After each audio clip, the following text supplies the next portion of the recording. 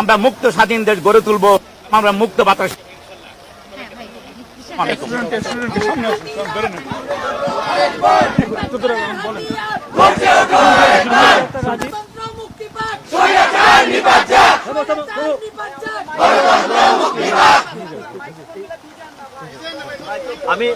আসসালামু আলাইকুম, আমি ডক্টর রাজীব।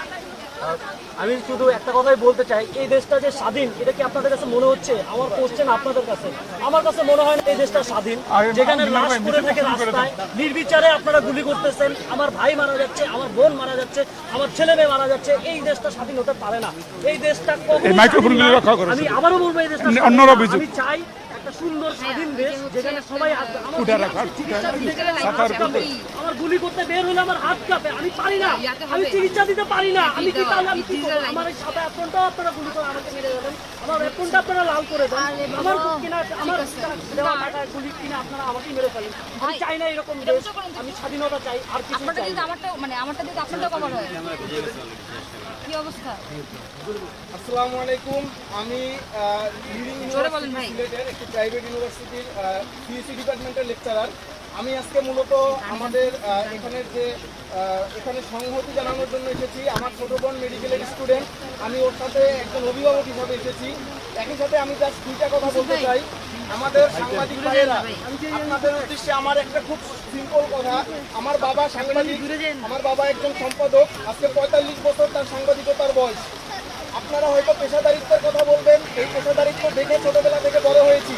একটা কথা মনে রাখবেন, পেশাদারিত্ব কোনোদিনও মানবিকতার চেয়ে বড় নয়, কোনোদিনও মানবিকতার চেয়ে বড় নয়। আপনারা আমাদের পাশে দাঁড়ান। আমার 3টা শিক্ষার্থী, আমার 3জন শিক্ষার্থী এখনো সিলেটের জেলে। আমার এই 3জন শিক্ষার্থীর মুক্তি চাই। সর্বশেষ আমি একটা কথা বলবো, আপনাদের কারো পানি লাগলে বলবেন, আমাদের কাছে ধন্যবাদ সকলকে।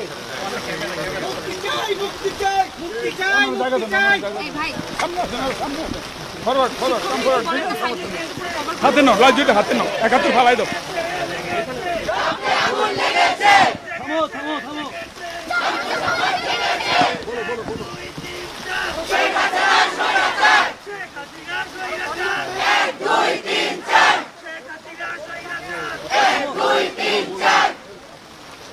আমাদের রক্তের কোটায় ধুয়ে যাওয়া অন্যায়।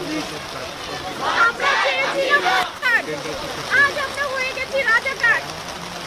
আমরা ছাত্র সমাজ আমাদের অধিকারের জন্য রাস্তায় নেমেছিলাম, কিন্তু আমরা যে দেশটাকে স্বাধীন করলাম লক্ষ মানুষের রক্তের বিনিময়ে, যে বাংলা ভাষার জন্য আমরা জীবন দিয়েছি, সেই বাংলা ভাষায় অধিকার চাইতে এসে আমাদের নির্বিচারে গুলি করে রাস্তায় আমাদেরকে নির্বিচারে গুলি করে মেরে ফেলা হচ্ছে। এই আমাদের স্বাধীন বাংলাদেশ।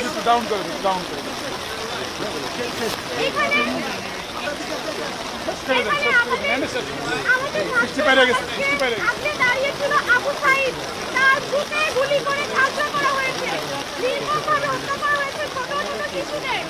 আমরা এই হত্যার বিচার চাই, আমরা সবাই এই হত্যার বিচার চাই। আমরা কোনোভাবে এখন বসে থাকতে পারি না। আমরা চাই যারা আমাদেরকে এভাবে রাস্তায় ফেলে আমাদের ভাই বোনের বুকের উপর পাড়া দিয়ে গুলি করেছে, নির্মমভাবে হত্যা করেছে, এই হত্যার বিচার আমরা চাই। বিচার চাই, দিতে হবে। বিচার চাই, বিচার চাই, বিচার চাই, দিতে হবে। আসসালামু আলাইকুম, আমি ডাক্তার শারমিন আহমেদ। আমাদের যোগা শিক্ষা এক জায়গায় না, আমরা হাসপাতালে লড়ছি আহতদেরকে নিয়ে, এবং আমরা লড়ছি রাস্তায়। আমাদের রাস্তায় নেমে আসতে বাধ্য করা হয়েছে। আমরা কেমন হচ্ছে এখানে মানুষের কারণ হচ্ছে আমরা নিতে পারতেছি না, আমাদের পক্ষে সম্ভব না এত কিছু অন্যায় মেনে নেওয়া। কিন্তু ওনার অন্যায় হয়েছে, মুগ্ধকে আমি চিনতাম না, আবু সাইদকে আমি চিনতাম না, কিন্তু তার জন্য তার ইস্যু মাথায় এসে আমি ঘুমাতে পারি না। এখন ঘরে থাকার কোনো উপায় নেই। আমি কোনো দল করি না, আমি কোনো দলের সাথে যুক্ত নয়, কিন্তু কোনো দলীয় যুক্ত না। আজকে প্রতিটি মানুষ ঘর থেকে বেরিয়ে আসুক, একটা বাচ্চাকে কেন মারা হবে, বিমান থেকে কোনো গুলি করা হবে, মিথ্যা বলতে হবে না, আগুন নিবানোর জন্য কোনো কথা হবে, বিমান থেকে পানি ফেলা হয়েছে, এই ধরনের কথাগুলো তো পার খাওয়া যাবে না। আমি এই গণহত্যার আন্তর্জাতিক বিচার চাই। আমি চাই আমার ভাইয়ের রক্ত যেন বৃথা না যায়। আমাদের যুদ্ধ আমরা জানি, আমরা হাসপাতালে ডেট ডিক্লেয়ার করতেছি, কেন করতে হচ্ছে? বাড়তি এই গুলিগুলি কেন তৈরি হয়েছে? এটা কোনো স্বাধীন দেশ? আমার মোবাইল চেক করার অধিকার তো রাষ্ট্র রাখে না। এটা কি কোনো গণতান্ত্রিক দেশ? আমি স্বাধীনতা চাই।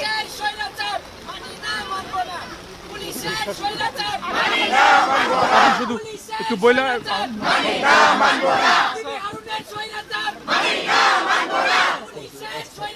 বলবো। আসো আসো আসো আসো বলো বলো বলো। আসসালামু আলাইকুম, আমি ডাক্তার আব্দুল্লাহ চৌধুরী। প্রধানমন্ত্রী যেদিন রাজাকার শব্দটি উচ্চারণ করলেন, ওই দিন তিনি একটি কথা বলেছিলেন, একটি সুন্দর জিনিস উনি আমাদেরকে চোখে আঙ্গুল দিয়ে দেখিয়ে দিয়েছিলেন। উনি বলেছিলেন যে শিক্ষার্থীরা আন্দোলন করছে, এরা কেউ সংবিধান সম্পর্কে অবগত নয়, এরা সংবিধানে কিছুই জানে না। আমি একটি প্রশ্ন রাখতে চাই, এখানে বাংলাদেশের সবথেকে মেধাবী শিক্ষার্থীরা উপস্থিত রয়েছে। আমরা যখন ছোট ছিলাম, আমাদের ভাগ্নে ভাগ্নির আজকে যারা ছোট, আমি দেখেছি তারা স্কুল ব্যাগ নিয়ে যখন স্কুলে যায়, সেই ব্যাগে 14 থেকে 15টি বই থাকে, অথচ একটি ছোট সংবিধানের একটি লাইনও আমরা ছোটবেলা থেকে আজকে পর্যন্ত আমাদেরকে শেখানো হয় নাই। বাংলাদেশের যে রাজনৈতিক দলগুলো সবসময় চেয়েছে এদেশের তরুণ প্রজন্ম যাতে সংবিধান না শিখেই বড় হয়, তিনি সেটি নিজের মুখে স্বীকার করেছেন।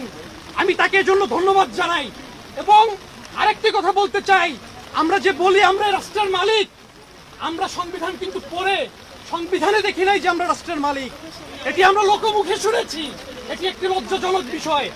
আমরা কিসের ভিত্তিতে এই রাষ্ট্রের মালিক সেটা কিন্তু আমরা ব্যাখ্যা করতে পারবো না বলেই মুখে বলছি আমরা এই দেশের মালিক, কিন্তু বাস্তবে আমরা কিন্তু অনুভব করি আমরা এই দেশের দাস। আমাদের সাথে কিন্তু দাসের মতো আচরণ করা হয়, আমাদের জীবনের কোনো মূল্য নাই।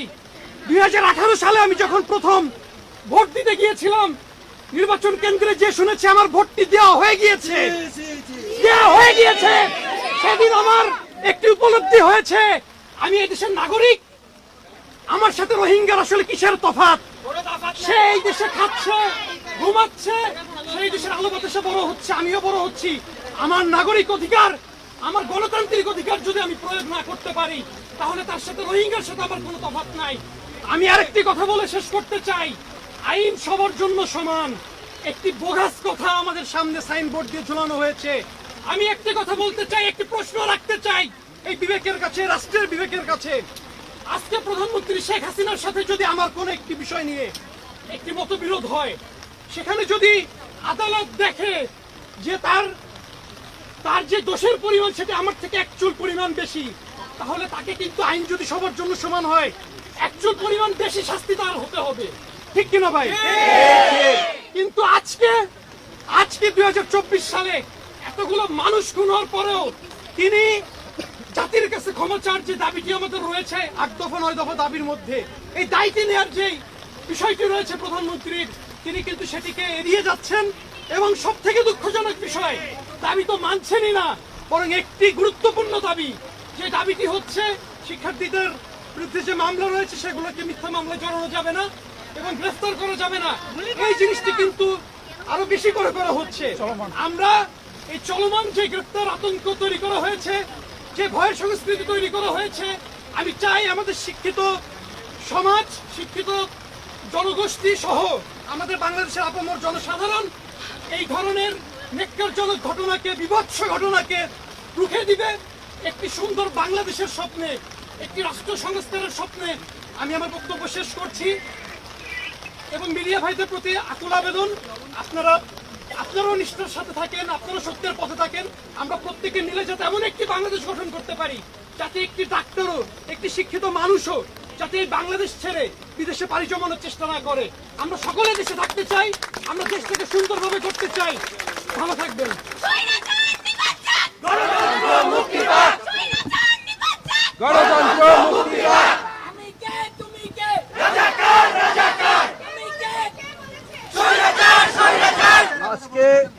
আজকে জুমাবার আমাদের অনুষ্ঠানের কিছুক্ষণের মধ্যে আমরা শেষ করবো, তারপর মিছিল হবে। সেই মিছিলের সকলকে অংশগ্রহণ করার জন্য আমি আহ্বান জানাচ্ছি। আমি 3টা কথা বলবো। একটা হচ্ছে ব্রিজের ভাইদের জন্য প্রথমেই, আমাদের মধ্যে ডাক্তারদের মধ্যে একটা কমন সেইং আছে যে আমাদের পক্ষে না আসলে অথবা অনেক সময় বাড়াবাড়ি হয়ে যায়, মফস্বলে অনেক রিপোর্ট করে যেগুলো আমাদের অনুকূলে যায় না, আমরা বলি হলুদ মিডিয়া। আবার অনেকে বলে কসাই ডাক্তার, এগুলো কিছুই না, কিন্তু এগুলো হচ্ছে আমাদের পেশার মধ্যে বিভাজন সৃষ্টি করা, আর কিছুই না। পেশায় ঝগড়া লাগাই দেওয়া, তারপরে এই অবৈধ সরকার ক্ষমতায় আসীন থাকবে, এই হচ্ছে তাদের কুকৌশল। আপনারা এই ব্যাপারে সতর্ক থাকবেন। আপনাদেরকে অবশ্যই ধন্যবাদ জানাবো। মিডিয়া যদি না থাকতো তাহলে বেনজিরের খবর আসতো না, তাহলে এই যে ছাগল কান্ডের ওই লোকের নাম আসতো না। মিডিয়া আছে বলেই কিন্তু আজকে কোথায় কত মানুষ খুন হচ্ছে, রাজনীতি হচ্ছে, কে টিভি অফিসে যাচ্ছে, কে গুম হচ্ছে, এই খবরগুলো আসতেছে। Salute to you all the medias. আপনারা আপনাকে ধন্যবাদ জানাই। ধন্যবাদ জানাই আমার কিছু ছেলেমেয়েরা এসেছে, তোমাদেরকে ধন্যবাদ জানাচ্ছি যে তোমরা আমাদের ছোট্ট একটা মেসেজে, ছোট্ট একটা খবরে এখানে ঝাঁপিয়ে পড়তো। বৃষ্টি দিনে এসেছো, এরপরে আমরা আরো যে কর্মসূচি ঘোষণা করবো সেখানে তোমরা থাকবে আমি আশা করি। পুলিশদের জন্য বলতে চাই, পুলিশ সব পুলিশ কি খারাপ? এই পোশাক পরলে, আমি পোশাক পরেছিলাম সেনাবাহিনীর, পোশাক পরলে অনেক লিমিটেশন থাকে, অনেক বাধ্যবাধকতা থাকে। সেনাবাহিনী নামার পর আমি শুনলাম সেনাবাহিনী গুলি করবে না, কিন্তু সেনাবাহিনী ঠিকই যাত্রাবাড়িতে গুলি করেছে। কেন করেছে? নতুন যে চিফ অফ আর্মি স্টাফ এসেছেন, ওনাকে অ্যাসাইনমেন্ট দেওয়া হয়েছে, উনি যদি এই কাজটা না করেন, ক্লিন না করতে পারেন, ওনার চাকরি থাকবে না। এই চাকরির ভয় কিন্তু আমরা করি না, চাকরির ভয় আমরা এখানে যারা এসেছি সরকারি চাকরি রেখে এসেছি, বেসরকারি চাকরি রেখে এসেছি। আমার এই বুঝতে আমি জব করি, আমি জানি যে কোনো মুহূর্তে আমার চাকরিটা চলে যাবে, তারপর এসেছি। কারণ এই যে রিয়ামণি মারা গেছে, এই যে আবু সাইদ মারা গেল, তারা কারা? হুইজ আবু সাইদ? আমার ভাই, আমার বায়োলজিক্যাল ভাইরা, কিন্তু আমার ফাংশনাল ব্রাদার। সেই ভূখণ্ডের মানুষ, সেই বাংলাদেশের স্বাধীন মানুষ। ডাক্তার সজীব মারা গেছে, আবার আমার এক ডাক্তার হারিয়ে গেছে 20 দিন ধরে উত্তরবঙ্গের এক মেডিকেল কলেজে। এইগুলো জিনিস আপনাদের পত্রিকার মাধ্যমে, আপনাদের মিডিয়ার মাধ্যমে আপনারা হাইলাইট করবেন, যাতে আমাদের পলিটিক্যাল লিডাররা ঘুমাতে পারে না, আমাদের ছাত্ররা ঘুমাতে পারে না, তারা বাসায় থাকে না। আপনারা দেখেছেন যে নাহিদকে কিভাবে মারছে, নাহিদের পায়ের উপর একটা পেপার দিয়ে ওর পুরো খাইয়ে গ্লুটেন মেরে লাল করে দিয়েছে। তারপর আবু সাইদকে দিয়ে এই স্বীকৃতি দিয়েছে যে আমরা সবকিছু প্রত্যাহার করলাম। ওইভাবে প্রত্যাহার করলে কি প্রত্যাহার হয়? এইটাকে প্রত্যাহার বলে, এইটাকে প্রত্যাহার বলে। শেখ হাসিনা যারা বুদ্ধি দেয়, ওরা ডাফার, ওরা মেন্টালি রিটার্ডেড। সে একটা রিটার্ডেড প্রধানমন্ত্রী, আর ওর বুদ্ধিজীবী যারা তারাও রিটার্ডেড। ওরা একটা ফুটবলকে পানির নিচে নিচ্ছে, ফুটবল কি পানির নিচে থাকবে? ওরা নিউটন পড়ে নাই, ওরা নিউটনে থাকলো জানে না যে একটা অ্যাকশন করলে একটা পাল্টা রিয়াকশন হবে, সেই রিয়াকশন আমরা দেখাই ছাড়বো, আমরা সেই লোক। এবং সেনাবাহিনীর ইউনিফর্ম যেহেতু পরেছিলাম, চিফ অফ আর্মি স্টাফকে উদ্দেশ্য করে আমি বলতে চাই, এই ইউনিফর্মের যে